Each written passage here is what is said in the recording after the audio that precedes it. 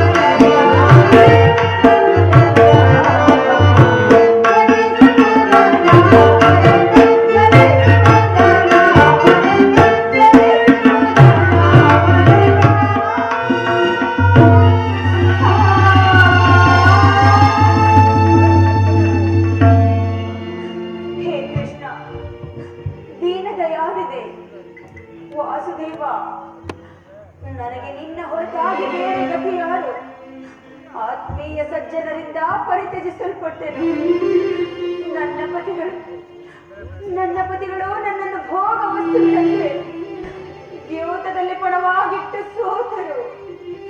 ಹಸ್ತಿನಾವತಿಯ ರಾಜಸಭೆಯಲ್ಲಿ ಸಭಿಕರ ಸಮಕ್ಷಮದಲ್ಲಿ ಆ ದುಶ್ಯಾಸನದಿಂದ ಅಪಮಾನಕ್ಕೊಳಪಟ್ಟೆನು. ರಾಜ್ಯ ನಗರವನ್ನು ತ್ಯಾಗ ಮಾಡಿ ಭಿಕ್ಷುಕಿಯಂತೆ ಕಾಡಿಂದ ಕಾಡಿಗೆ ಅಲೆದದ್ದು ಆಯಿತು. ಕದ್ದ ಕಳ್ಳರಂತೆ ತಲೆಮರೆಸಿಕೊಂಡು ಕೀಚಕನ ಭಂಗವನ್ನು ಸಹಿಸಿದೆನು. ಇನ್ನು ನನ್ನ ಕಷ್ಟಗಳು ಕಳೆದವು. ಕೊನೆಗೆರಡು ದಿನಗಳಾದರೂ ಸುಖವಾಗಿರುವೆನೆಂದು ಭಾವಿಸಿದರೆ ಹೆಜ್ಜೆ ಹೆಜ್ಜೆಗೂ ಅಪಮಾನ. ಹೇ ವಿಧಾತ, ಈ ದ್ರೌಪದಿ ಅಡಿಯಲ್ಲಿ ಇನ್ನು ಏನೇನು ಬರೆದಿರುವೆ ದೇವ.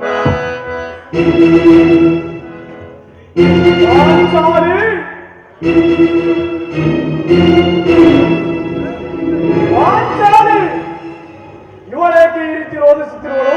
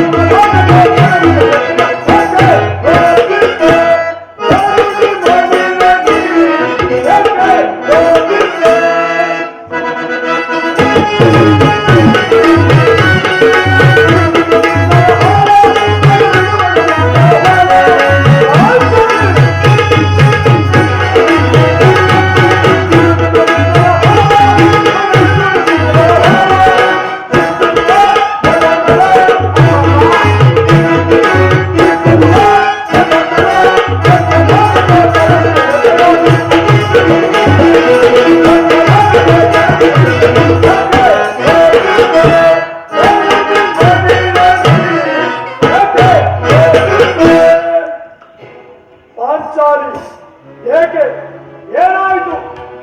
ನಿಷ್ಕಾರಣವಾಗಿ ಅಳುತ್ತಿರುವೆ ಏಕೆ? ನನಗೆ ತಿಳಿಸಬಾರದೆ? ನಿಷ್ಕಾರಣವಾಗಿ ಅಳುತ್ತಿಲ್ಲ.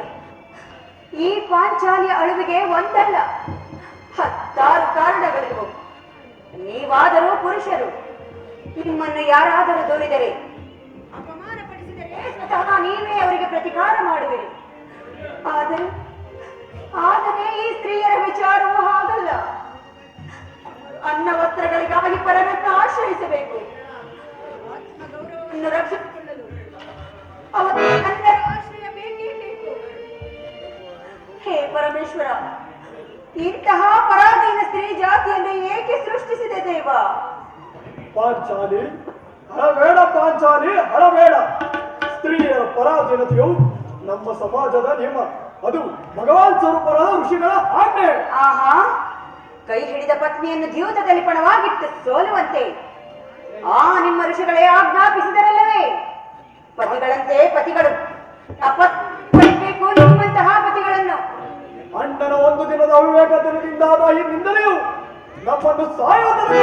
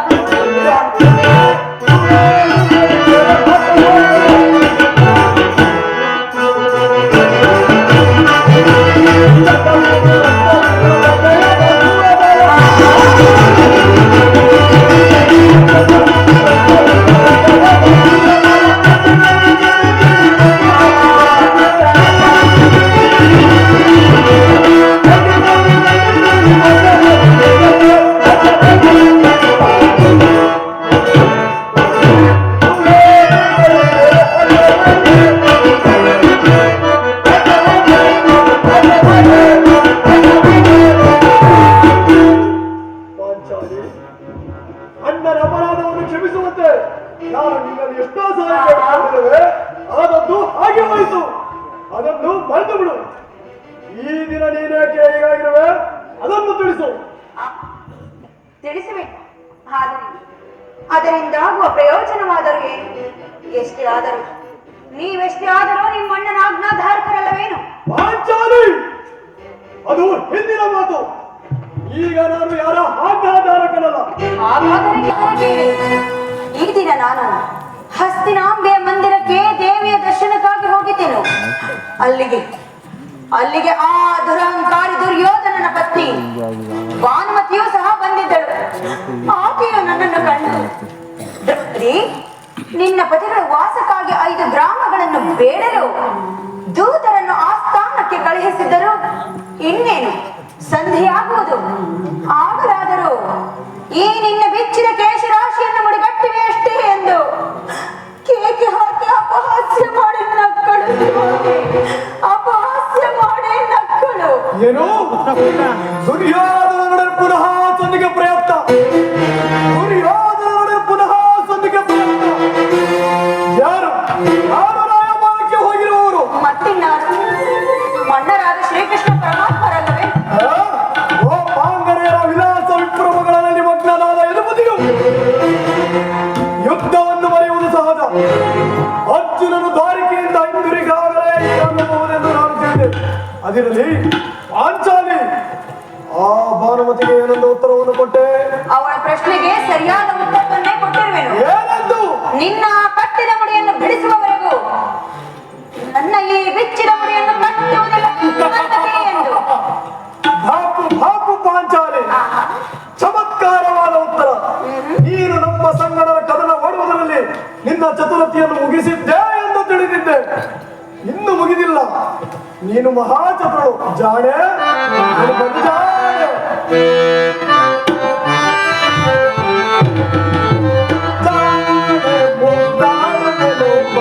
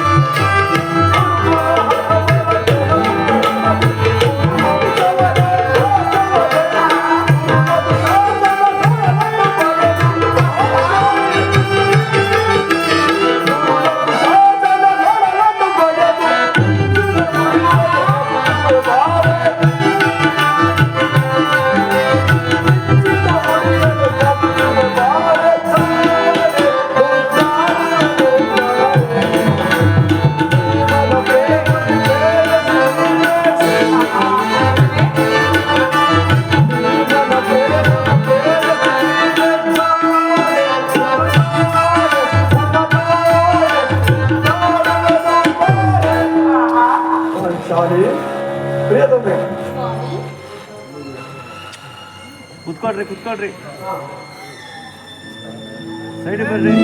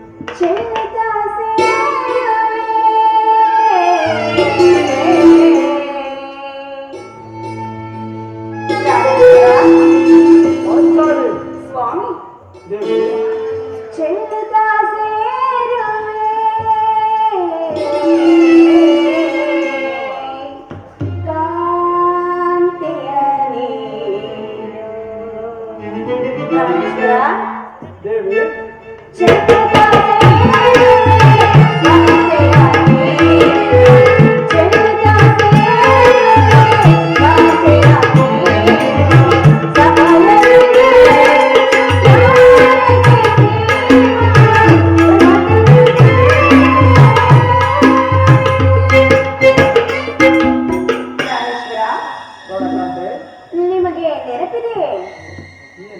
ಹಿಂದೆ ಒಂದು ದಿನ ಈ ನನ್ನ ಬೆಚ್ಚಿದ ಕೇಶರಾಶಿಯನ್ನು ಕಂಡು ಕುರುಕುಲಾಂತಕ ಕಾಳರಾತ್ರಿ ಎಂದು ಸಂಬೋಧಿಸಿದಿರಿ.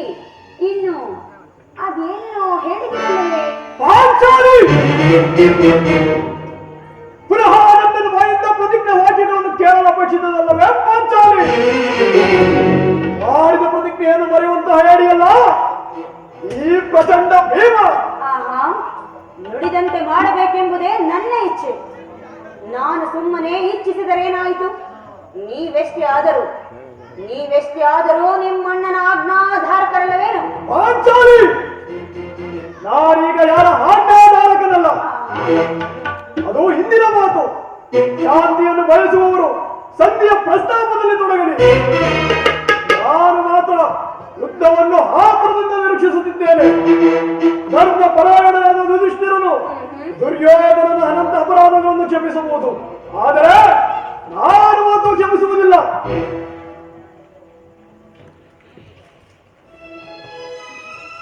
ಅಣ್ಣ, ಅಲ್ಲಿ ನೋಡು, ಭೀಮಸೇನನು ಸಂಧಿಯ ಪ್ರಸ್ತಾಪವನ್ನು ತಿಳಿದು ಕೆರಳಿದ ಸಿಂಹನಂತೆ ವಿಜೃಂಭಿಸುತ್ತಿದ್ದಾನೆ.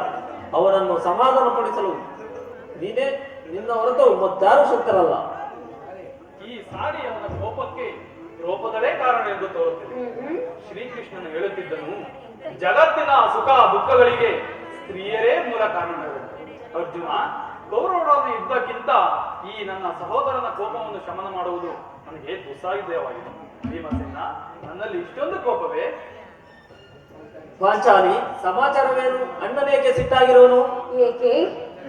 ಈ ನನ್ನ ಬಿರುಗುವುದಲು ನಿಮ್ಮ ಪ್ರಶ್ನೆಗೆ ಉತ್ತರ ಕೊಡಬಲ್ಲದೇನು? ಅಗ್ರದ ಸಮಯಕ್ಕೆ ಸರಿಯಾಗಿಯೇ ಬಂದೆ. ನನಗೆ ಯಾರಲ್ಲಿಯೂ ಕೋಪವಿಲ್ಲ. ಅರ್ಜುನನ ಸಮ್ಮುಖದಲ್ಲಿ ನಿನ್ನೊಂದು ಮಾತನ್ನು ತಿಳಿಸಬೇಕೆಂದಿದ್ದನು.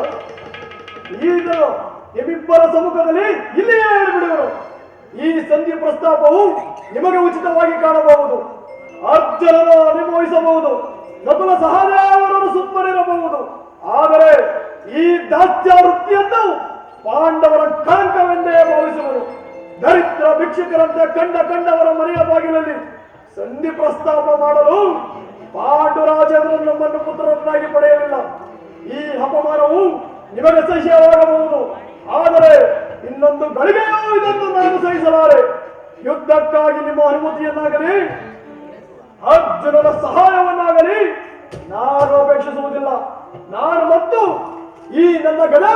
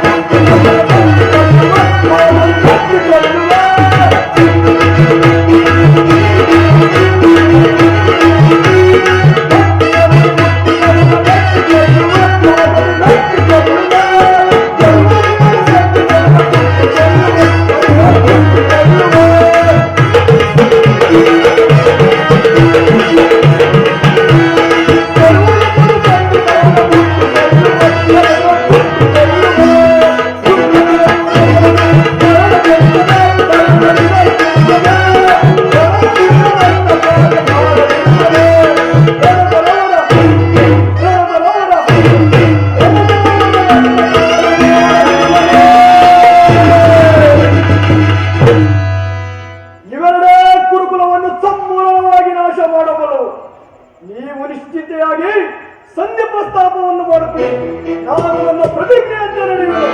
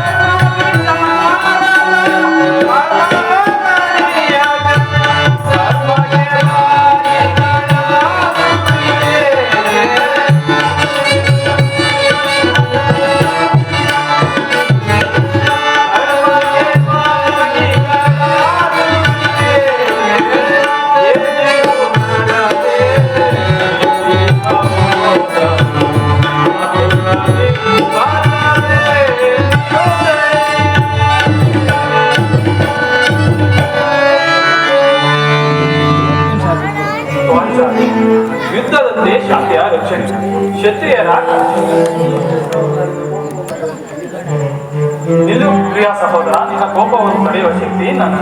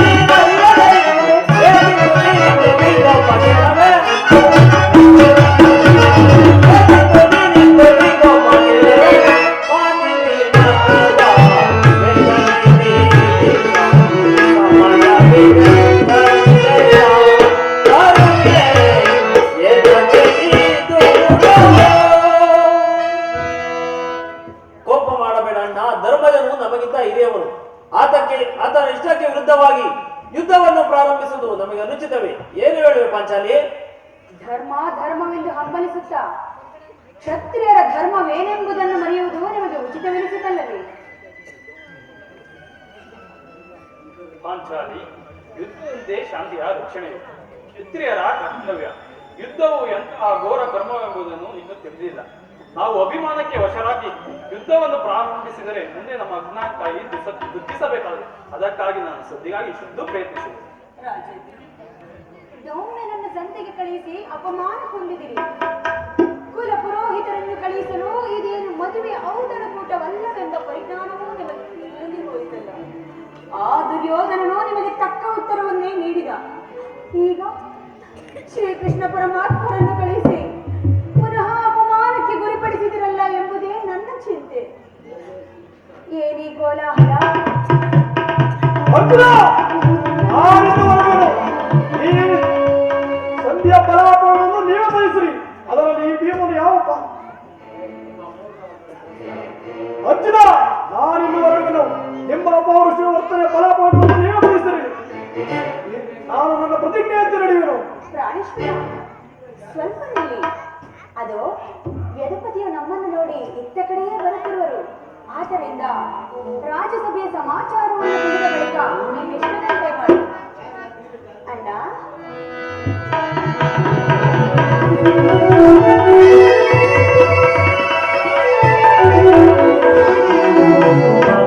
ಪಾಂಡುಪುತ್ರನ ಪ್ರಣಾಮಗಳನ್ನು ಸ್ವೀಕರಿಸು. ಪಾಂಡವಂದನರೇ, ನಿಮಗೆ ಮಂಗಳವಾಗಲಿ. ವಾಸುದ, ಈ ಋಕ್ಕೋದನ ಪ್ರಣಾಮಗಳನ್ನು ಸ್ವೀಕರಿಸು. ಪ್ರಬೋಧನ, ನಿನಗೂ ಮಂಗಳವಾಗಲಿ. ಪರಮಾತ್ಮ, ಹೋದ ಕಾರ್ಯವೇನಾಯಿತು? ಧರ್ಮನಂದನ, ಹೋದವರಾರು? ಶ್ರೀಕೃಷ್ಣನಲ್ಲವೇ? ಅಂದರೆ ಎಲ್ಲವೂ ಸಮರ್ಪಕವಾಗಿಯೇ ಆಯಿತು. ಭೀಷ್ಮ ದ್ರೋಣಾದಿಗಳು ನನ್ನನ್ನು ಸ್ವಾಗತಿಸಿ ಬಹು ವಿಧವಾಗಿ ಉಪಚರಿಸಿದರು. ಸ್ವಯಂ ಧೃತರಾಷ್ಟ್ರನೇ ನನ್ನನ್ನು ಸ್ವಾಗತಿಸಿ ಬಹು ವಿಧವಾಗಿ ಉಪಚರಿಸಿದರು. ಸಂಧಿಯ ವಿಚಾರವೂ ನಡೆಯುತ್ತಷ್ಟೇ. ಓ, ನಡೆಯಿತು.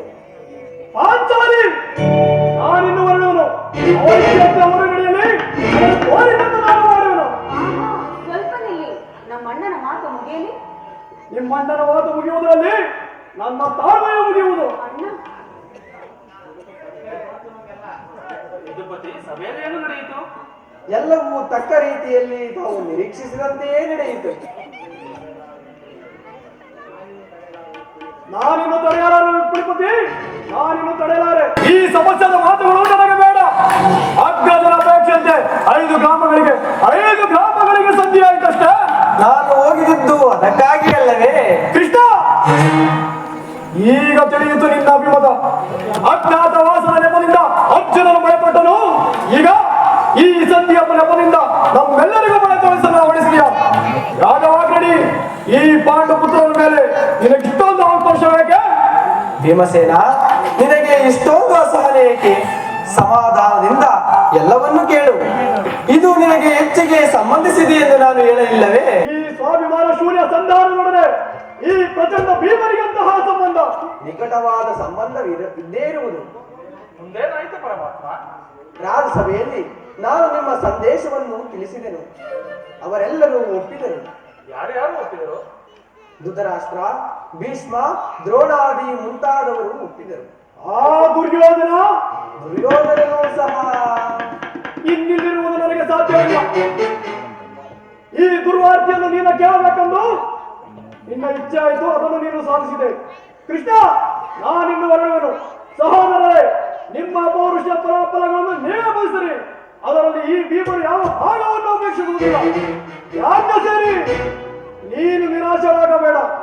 ಈ ಭೀಮನು ಬದುಕಿದ್ದರೆ ನಿನ್ನ ಸೇಡನ್ನು ತೀರಿಸುವನು. ಭೀಮಸೇನ, ನೀನು ನಿಜವಾಗಿಯೂ ಇಡಂಬಪತಿ. ಇಷ್ಟು ಕೋಪವಿಲ್ಲದಿದ್ದರೆ ಆ ರಕ್ಕಸಿಯನ್ನಾಳುವುದು ಹೇಗೆ ಸಾಧ್ಯ? ಎಲ್ಲವನ್ನು ಸಂಪೂರ್ಣವಾಗಿ ಕೇಳು. ನಿನಗೊಪ್ಪುವ ವಿಚಾರ ಹೊಂದಿರುವುದು. ಕೃಷ್ಣ, ಸುಮ್ಮನೆ ನನ್ನನ್ನು ಕಾಣಬೇಡ. ಈ ಸಂಧಿಯ ಸುದ್ದಿಯು ನನಗೊಪ್ಪದು. ಭೀಮಸೇನ, ನಿನಗೊಪ್ಪುವ ವಿಚಾರ ಹೊಂದಿರುವುದು. ದುರ್ಯೋಧನನು ನಿನಗೊಂದು ಸಂದೇಶವನ್ನು ಕಳುಹಿಸಿರುವನು. ನೀನು ದುರ್ಯೋಧನನ ಸಂದೇಶ? ಹಾಗಾದರೆ ಇದರ ಉದ್ದೇಶ ಸಂದೇಶವು ಸಂಧಿಯಾಗಿರುವುದಿಲ್ಲ. ಕೃಷ್ಣ ಹೇಳು, ಆ ಸಂದೇಶವೇನು? ಭೀಮಸೇನ, ನೀನು ಆ ಸಂದೇಶವನ್ನು ಕೇಳಬೇಕಾದರೆ ನನ್ನ ಬಳಿ ಕೈಕಟ್ಟಿ ಕುಳಿತುಕೊಳ್ಳಬೇಕು. ಇಲ್ಲ ಇಲ್ಲ, ನಿಂತಿದ್ದಂತೆ ಹೇಳಿಬಿಡು. ಆಗದಿದ್ದರೆ ಸಂದೇಶವನ್ನು ತಿಳಿಸಲಾಗುವುದಿಲ್ಲ. ಕೃಷ್ಣ, ಈ ಪರ್ಯಾಸ್ಯವೇಕೆ? ಭೀಮಸೇನ, ನಿನ್ನನ್ನು ಕಂಡರೆ ನನಗಷ್ಟು ಒಂದು ಭಯ. ನಿನ್ನ ಗದೆಯನ್ನು ಸ್ವಲ್ಪ ದೂರದಲ್ಲಿಡು. ನನ್ನ ಪಾರ್ಶ್ವದಲ್ಲಿ ಹೀಗೆ ಕುಳಿತುಕೋ, ಸಂದೇಶವನ್ನು ತಿಳಿಸುವೆನು. ಯೋ, ನಿನ್ನ ಅಪೇಕ್ಷೆಯಂತೆ ನಾನು ಕುಳಿತುಕೊಳ್ಳುವೆನು.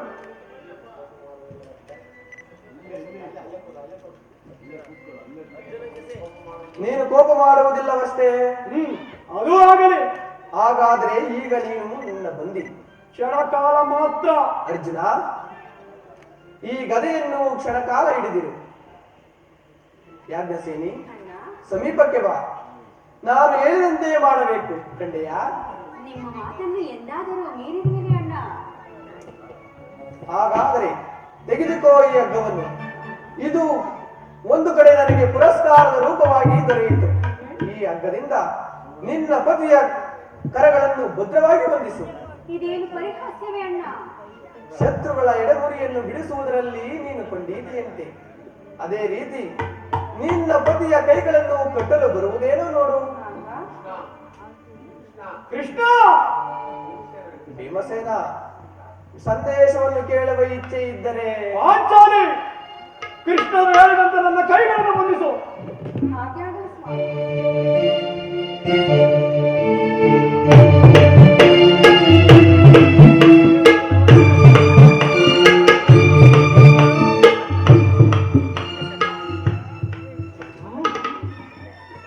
ಆಹಾ, ಈಗ ಕೇಳಿರಿ. ಧರ್ಮನಂದನ, ಭೀಮಸೇನ, ಕಿರೀಟಿ, ಯಾಜ್ಞಸೇನಿ, ಎಲ್ಲರೂ ಕೇಳಿರಿ.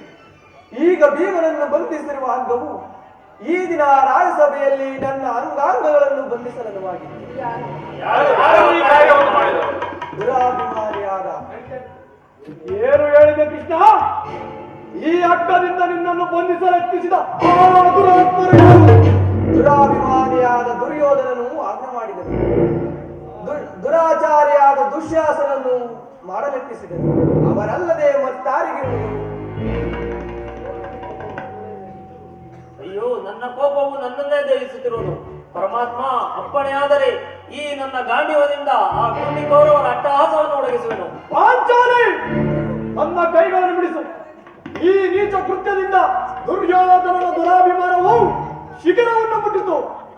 ನಮ್ಮ ಪ್ರಿಯ ಬಂಧುವಾದ ಕೃಷ್ಣನನ್ನು, ಯಾದವಾಗ್ರಣಿಯನ್ನು, ಪಾಂಡವರ ರಾಯಭಾರಿಯನ್ನು ಆ ಕುನ್ನಿ ಕೌರವರು ಈ ರೀತಿ ಅಪಮಾನಪಡಿಸಿದರೆ ಅಗ್ರಜ, ಅನಂತರ ಇದಕ್ಕೆ ನಿಮ್ಮ ಉತ್ತರವೇನು? ಇಷ್ಟು ಮಾತ್ರವಲ್ಲ, ದುರ್ಯೋಧನನು ಸಂಧಾನಕ್ಕೆ ತಿಳಿಸಿದ ವಿಚಾರವನ್ನು ಹೇಳುತ್ತೇನೆ ಕೇಳಿ. ಸಂಧಿಯನ್ನು ಬಯಸುವುದೇ ಆದರೆ ಅದು ರಣಾಂಗಣದಲ್ಲಿ ಶಸ್ತ್ರಾಸ್ತ್ರಗಳ ಸಮೂಹದಲ್ಲೇ ಆಗುವಂತೆ. ಈ ಸಂದೇಶಕ್ಕೆ ನಿಮಗೆ ಉಳಿದ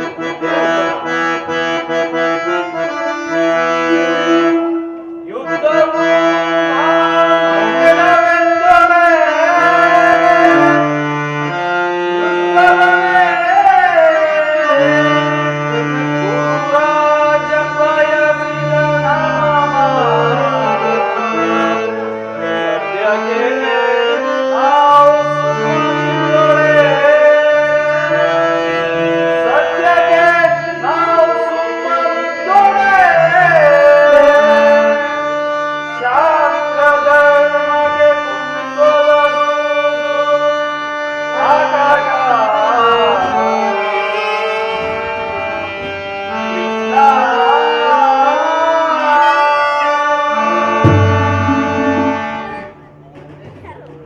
ಸಂದೇಶಕ್ಕೆ ನಮಗೆ ಉಳಿದುವುದು ಒಂದೇ ಉತ್ತರ, ಅದು ಯುದ್ಧ.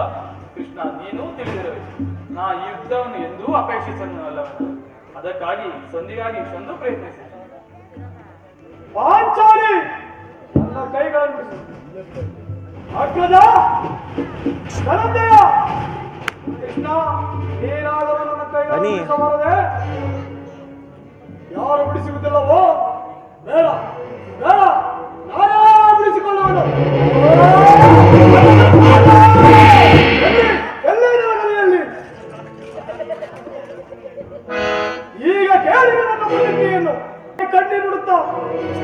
ಪಾಂಚಾಲ ರಾಜನಂದಿನ ಮುಂದೆ ನಾನು ಈ ಪ್ರತಿಜ್ಞೆಯನ್ನು ಮಾಡಿದ್ದೆನು. ಈಗ ಯುದ್ಧ ಸಲತ್ತಾರಾಗುವ ಮೊದಲು ಪ್ರತಿಜ್ಞೆಯನ್ನು ಮಾಡುವೆನು. ನಾನು ವಾಯುದೇವರ ಅಂಶದಿಂದ ಜನಿಸಿದ್ದು ನಿಜವೇ ಆಗಿದ್ದರೆ ನೀನು ಮಾತೆ ಕುಂತಿ ದೇವಿಯ ಸ್ತನ್ಯಪಾನ ಮಾಡಿದ್ದು ಸತ್ಯವೇ ಆಗಿದ್ದರೆ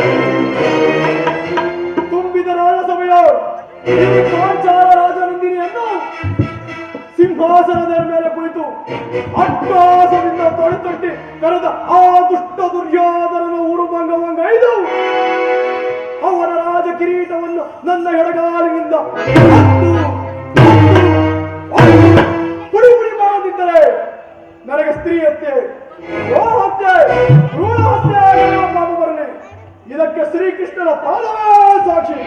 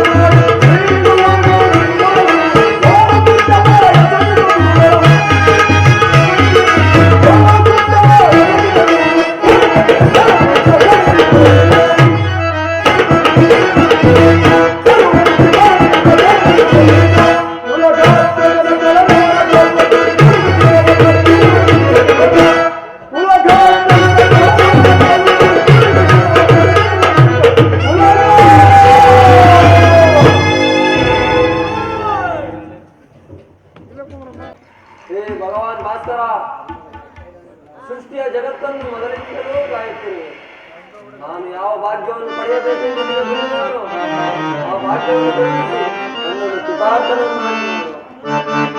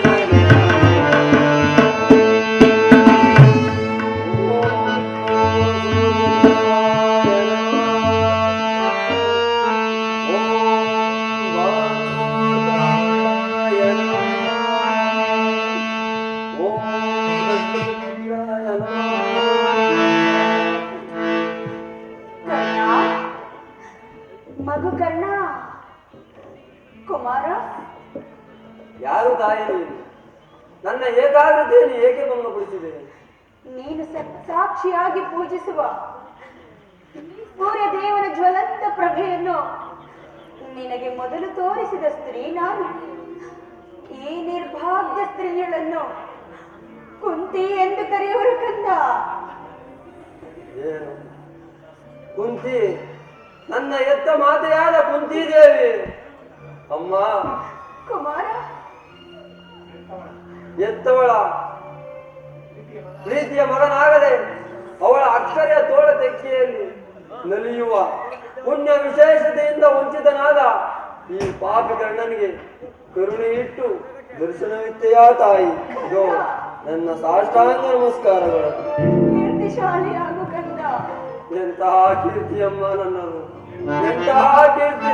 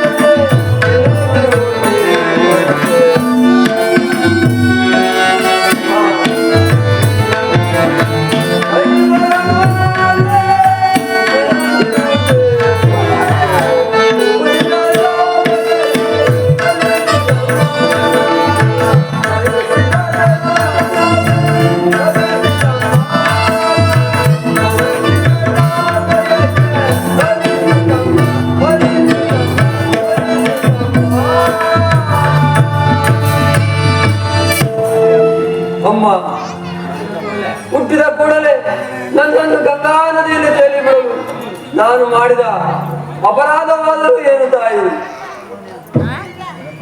ಕಾಡಿನಲ್ಲಿರುವ ಕ್ರೂರ ಮೃಗಗಳು ಕೂಡ ತಮ್ಮ ತಮ್ಮ ಮರಿಗಳನ್ನು ಬಹು ಪ್ರೀತಿಯಿಂದ ಅಕ್ಕರೆಯಿಂದ ಸಾಕಿಸಲು ನೀನು ಮಾತ್ರ ನಿರ್ದಯರಾಗಿ ನನ್ನನ್ನು ಗಂಗಾ ನದಿಯಲ್ಲಿ ತೇಲಿ ಬಿಡಲು ಕಾರಣವಾದರೂ ಏನು ತಾಯಿ? ಅಲ್ಲಿರುವ ಜಲಚರಗಳು ಕೂಡ ಈ ಪಾಪಿಯ ದೇಹವನ್ನು ತಿನ್ನದೆ ಹಾಗೆಯೇ ಬಿಟ್ಟು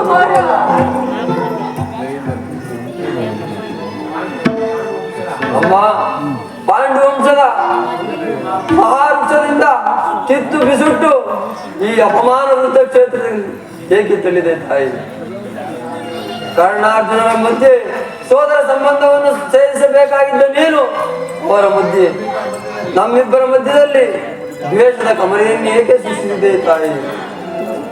ಈ ಜಗತ್ತೆಲ್ಲವೂ ನನ್ನನ್ನು ಈನ ಸೂತ ಕುಲದವನೆಂದು ಹೀಯಾಳಿಸುತ್ತಿರುವಾಗ ಆ ನಿನ್ನ ಒಂದೇ ಒಂದು ಮಾತಿನಿಂದ ಅವೆಲ್ಲವನ್ನು ಬಗೆಹರಿಸಬೇಕಾಗಿದ್ದ ನೀನು ಏಕಮ್ಮ ಸುಮ್ಮನಾದೆ. ಏಕೆ ಸುಮ್ಮನಾದೆ? ನನ್ನ ಪ್ರಶ್ನೆಗಳಿಗೆ ಉತ್ತರವಿಲ್ಲವೇ? ಹೋಗಲಿ ಬಿಡು, ನನ್ನ ಪ್ರಶ್ನೆಗಳೆಲ್ಲವೂ ಪ್ರಶ್ನೆಗಳಾಗಿಯೇ ಉಳಿಯಲಿ. ಇಷ್ಟು ದಿವಸದ ಮೇಲಾದರೂ ಕರುಣೆ ಇಟ್ಟೆಯಲ್ಲ, ನಿನ್ನ ಮಗನ ನೆನಪು ಬಂದಿದೆಯಲ್ಲ, ಇದು ನನ್ನ ಸಾಷ್ಟಾಂಗ ನಮಸ್ಕಾರ. ಈ ಉಪಕಾರದ ಭಾರವನ್ನು ನಾನು ಯಾವ ಜನ್ಮದಲ್ಲಿ ತೀರಿಸಲಿ ತಾಯಿ?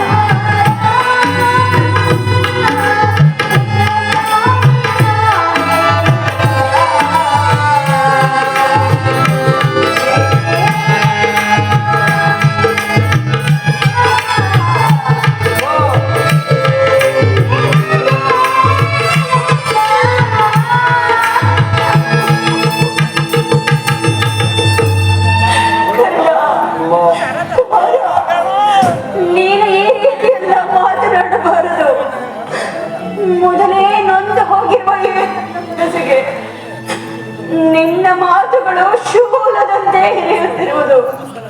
ಕುಮಾರ, ನಿನ್ನ ವಿಚಾರದಲ್ಲಿ ನಾನು ಮಾಡಿದ ಅಪಚಾರವನ್ನು ನಾನು ಇದುವರೆಗೂ ಯಾರಲ್ಲಿಯೂ ಹೇಳಿಕೊಳ್ಳಲಾಗದೆ ನನ್ನಲ್ಲಿ ಇಟ್ಟುಕೊಂಡು ಅದೆಷ್ಟು ನೊಂದು ಬೆಂದೆನು. ಪರಮೇಶ್ವರನಿಗೊಬ್ಬನಿಗೆ ಗೊತ್ತಪ್ಪ. ಕರ್ಣ, ನೀನು ಜೀವಿಸಿರುವ ವಿಚಾರವೇ ನನಗೆ ತಿಳಿದಿರಲಿಲ್ಲ. ಈಗ ತಾನೇ ಶ್ರೀಕೃಷ್ಣ ಪರಮಾತ್ಮರಿಂದ ನಿನ್ನ ವಿಚಾರವನ್ನೆಲ್ಲ ತಿಳಿದ ಬಳಿಕ ನಿನ್ನನ್ನು ನೋಡಲೆಂದು ಓಡೋಡಿ ಬಂದೆನು ಕಂದ, ಓಡೋಡಿ ಬಂದೆನು. ಕುಮಾರ, ನೀನು ಆ ದಿನ ಮಗುವಾಗಿದ್ದಾಗ ಒಂದು ಮಾತನಾಡಲು ಶಕ್ತನಾಗಿರಲಿಲ್ಲ. ಅಂದಿನಿಂದ ಇಂದಿನವರೆಗೂ ಅದೆಷ್ಟು ನೊಂದೆಯೋ, ಅದೆಷ್ಟು ಕಣ್ಣೀರು ಸುರಿಸಿದೆಯೋ, ಅದೆಷ್ಟು ಕಷ್ಟ ನಷ್ಟಗಳನ್ನು ಅನುಭವಿಸಿದೆಯೋ. ಕರ್ಣ, ಇದೆಲ್ಲದಕ್ಕಿಂತ ಹೆಚ್ಚಾಗಿ ಅದೆಷ್ಟು ಅಪನಿಂದನೆಗೆ ಗುರಿಯಾದೆಯೋ. ಅದೆಲ್ಲದಕ್ಕೂ ಈ ಪಾಪಿ ಬುದ್ಧಿಯೇ ಕಾರಣಗಳು. ನನ್ನನ್ನು ಕ್ಷಮಿಸು ಕರ್ಣ, ನನ್ನನ್ನು ಕ್ಷಮಿಸಪ್ಪ, ಕ್ಷಮಿಸು ಕರ್ಣ. 5 ಜನ ವೀರಪುತ್ರನನ್ನು ಪಡೆದ ವೀರ ಮಾತೆ ನೀನು, ಪರಮ ಭಾಗ್ಯವತಿ ಜನನಿ ಕುಂತಿದೇವಿ. ನೀನು ಈ ರೀತಿ ಮಾತನಾಡುತ್ತಿರುವುದು ಬಾಲಕನಾದ ನನಗೆ ಶ್ರೇಯಸ್ಕರವಲ್ಲ ತಾಯಿ. ನೀನು ಪಾಪಿಯಲ್ಲ ತಾಯಿ, ಪವಿತ್ರಳು. ನಿನ್ನ ಪಾದ ಪೂಜೆ ಮಾಡಿದ ಆ ಪಾಂಡವರಲ್ಲವೇ ಸುಕೃತಿಗಳು. ನಿನ್ನ ಗರ್ಭದಲ್ಲಿ ನಾನು ಜನಿಸಿ ನದಿಯ ಪಾಲಾದೆ. ನನ್ನ ಕರ್ಮವೇ ನನ್ನನ್ನು ನದಿಗೀಡು ಮಾಡಿತು. ನನ್ನ ಕರ್ಮವೇ ನನ್ನನ್ನು ಭೀಷ್ಮನ ಬುದ್ಧಿ ಮಾತನ್ನು ಮೀರಿಸಿತು. ನನ್ನ ಕರ್ಮವೇ ನನ್ನನ್ನು ಗುರು ಶಾಪದಿಂದ ಬೆಳೆಸಿತು. ನನ್ನ ಕರ್ಮವೇ ನನ್ನನ್ನು ಈ ಜಗದಿಂದ ಕುಲಗೇಡಿ ಎಂದು ಜನಿಸಿತು. ನೀನು ವೀರಮಾತೆ, ಮಹಾಶಕ್ತಿ, ಪಂಚ ಪಾಂಡವರೆಂಬ ಮಹಾಪುತ್ಥಳಿಗಳನ್ನು ಈ ಜಗತ್ತಿಗೆ ಪ್ರಕಟಿಸಿದ ವೀರಮಾತೆ. ಧರ್ಮರಾಯ, ಭೀಮ, ಅರ್ಜುನ, ನಕುಲ, ಸಹದೇವಾದಿಗಳಿಗೆ ಹಾಲುಣಿಸಿ ತುತ್ತುಣಿಸಿ ಪವನನ ತೊಟ್ಟಿಲಲ್ಲಿ ಆಡಿಸಿದ ಕೈಗಳಿಂದ ಒಮ್ಮೆ ಆದರೂ ನನ್ನನ್ನು ಆಡಿಸುವೆಯ ತಾಯಿ? ಇಲ್ಲ ಇಲ್ಲ, ಈ ಪಾಪಕರ್ಣನಿಗೆ ಆ ಭಾಗ್ಯವು ಎಂದಿಗೂ ಲಭಿಸುವುದಿಲ್ಲ. ಕುಮಾರ, ಆದದ್ದು ಆಗಿಹೋಯಿತು. ಈಗಲಾದರೂ ನಿನ್ನ ಸಹೋದರರೊಡನೆ ಕೂಡಿ ಸುಖವಾಗಿ ಬಾಳುವೆಯಂತೆ.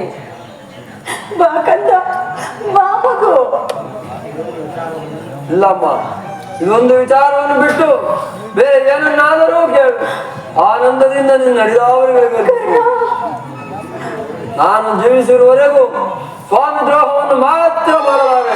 ಕುಮಾರ, ಹಾಗಲ್ಲ ಮಗು. ಹೆತ್ತ ತಾಯಿಯಾಗಿ ನಾನೇ ನಿನ್ನಲ್ಲಿ ಭಿಕ್ಷೆ ಬೇಡುತ್ತಿರುವಾಗ ನೀನು ಆ ಕೌರವರೊಡನೆ ಸೇರಿಕೊಂಡು ಪಾಂಡವರ ಮೇಲೆ ಇಷ್ಟೊಂದು ದ್ವೇಷ ಸಾಧಿಸಬಾರದು. ಪಾಂಡವರ ಮೇಲಿನ ವೈರ